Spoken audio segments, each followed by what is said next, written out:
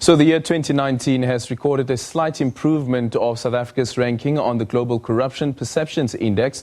The CPI ranks around 180 countries with a score between 0 to 100, 0 being highly corrupt and 100 means clean. South Africa went one notch up from number 43 to 44. For more on the report, we are now joined by the head of legal and investigations at Corruption Watch, Karam Singh, who joins us from our Cape Town studios. Good evening and welcome to The Full View. Karam, let's first start here. Just your quick reaction as Corruption Watch with this slight improvement in terms of the perception that people have of corruption in the country. Thanks. I don't think we should put too much stock in the notion of the slight improvement. If we look at this corruption index over the last few years, we see that South Africa's position has more or less been around in the same place between around 43, 44, 45. So it is a perceptions index, but I wouldn't put much stock in the notion that we've seen any kind of significant movement or improvement. Mm-hmm. Not significant, but we must then say that there has been some sort of an improvement. And the question that I was going to ask is that could this be on the basis of the current leadership that is in place and obviously under the leadership of President Cyril Ramaphosa, that we have seen this slight shift in the perception that business people have when it comes to corruption in the country? I think that's quite possible. I mean, I think the messaging from the governing party has been positive on corruption. I mean, I think the biggest development in the most recent period has obviously been the Zondo Commission of Inquiry, which has had significant revelations. Of course, you know, the challenge around revelations like this is that it can cut both ways in terms of perceptions. On the one hand, it can be seen like government's doing something and that there's movement in the anti-corruption terrain. On the other hand, as the revelations come out, the perception could also be that the problem is worse than we thought it was. Mm-hmm. So I do think that that the stories that have been coming out and the fact that we've had this commission of inquiry, and we must remember that it took a long time for us to get there, has been quite significant in understanding the depths of state capture, the challenges to state-owned enterprises, mm-hmm. and the like. So, yeah, I think in the period under review, we have seen some movement. Yeah, and speaking about the State Capture Commission of Inquiry, earlier on today we had the Deputy Chief Justice, Raymond Zondo, speaking about how corruption is embedded in the country, especially within the public sector. And then the question then is that if you look at some of the mechanisms that have been put in place, especially by the current administration, do you think that they are sending the right signals? For instance, you have what's currently happening with the NPA, where you have a special unit that has been set up in the NPA to try and make sure that those who are found, rather those who face allegations of corruption, that they are being dealt with. And then on the other hand, you have the SIU, where you have a special tribunal that has been set up to try and recover the money that has been stolen.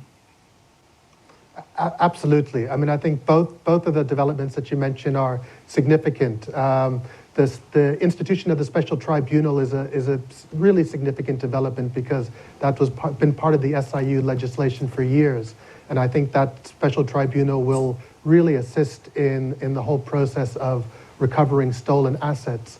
I think with regard to the establishment of the Special Investigative Directorate, I think the yearning from the public and from others in civil society is now to see the proof of their work in terms of actual prosecutions, mm-hmm. and actual cases coming before court. And I think that's obviously the challenge that we're sitting with. I attended a talk that Advocate Cronje gave over the weekend at the University of Cape Town, and she described the rot that she found at the NPA and the challenges about getting this investigative unit up and running.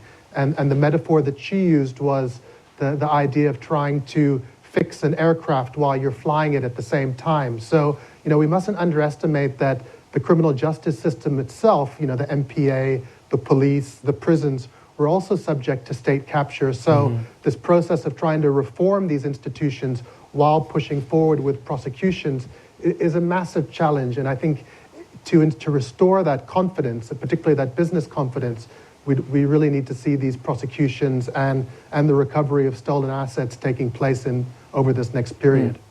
And this year's, or let's say 2019's report, the focus there was the relationship between money as well as political power. And the report goes on to state that in countries where there is no legislation around party political funding, you find that corruption is more pervasive. We have at least one legislation in terms of the party political funding, which hasn't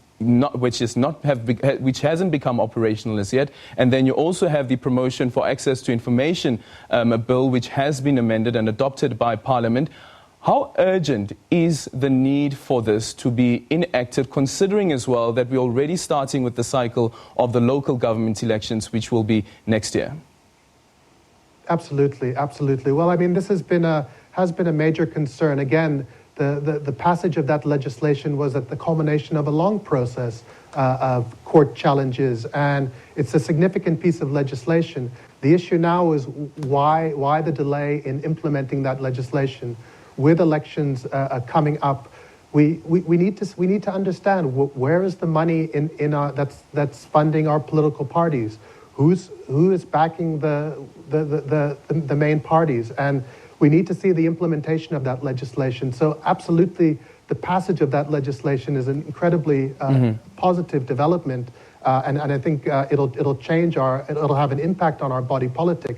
But the time now is to implement that legislation, particularly with elections forthcoming. So there's really it's difficult to understand where the delays come from. And Karam, just quickly on one issue that has been raised by parliamentarians, for instance, especially with the IFP, is that when you look at the legislation doesn't deal with party funding or political party funding that goes to the individual who is a member of a political funding, rather a member of a political party. And I wonder how we can try and fix that in the meantime while we wait for this bill to be enacted. Well, I mean, I think you've pointed out a potential deficiency in the legislation. I think we can continue to lobby the parties to improve the legislation, but I think we're really at a stage now where we need to get the legislation that's on the table enacted. We need to get it proclaimed, and then we can look at how we can further push for those reforms. But obviously, the greater transparency we have about the money coming into political parties and the funds that go to individuals in terms of the leadership campaigns can only assist our body politic in terms of really getting to that level of transparency and disclosure that's required in a constitutional democracy such as ours. Certainly. Thank you so much for your time, Karam Singh from Corruption Watch. It's now time for the question of the day, and a very important question that we're asking this evening, Tepiso. And it's about